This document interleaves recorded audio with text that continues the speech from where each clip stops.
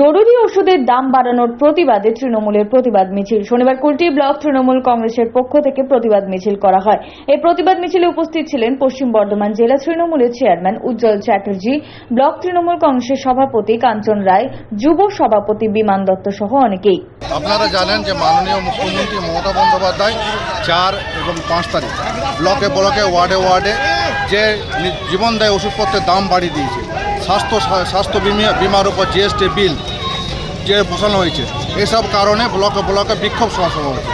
তাই আজ কুলটি ব্লক তৃণমূল কংগ্রেসের পক্ষ থেকে যে অবিলম্বে যে নিত্য প্রয়োজনীয় ওষুধ এবং জীবনদায়ী ওষুধের উপর যে দাম বাড়িয়েছে তা কমাতে হবে এবং স্বাস্থ্য বিমার উপর জিএসটি লাগু করা যাবে না, এসব দাবিতে আজকে এই মিছিল। পাশাপাশি এদিন আসানসোলে জরুরি ওষুধের দাম বাড়ানোর প্রতিবাদে তৃণমূলের একটি প্রতিবাদ মিছিল অনুষ্ঠিত হয়। এদিনের এই মিছিলে অংশগ্রহণ করেন একাধিক তৃণমূল কর্মী সমর্থকেরা।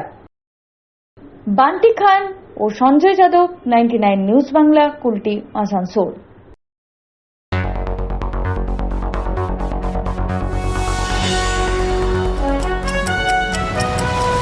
আপনারা দেখছেন 99 নিউজ বাংলা।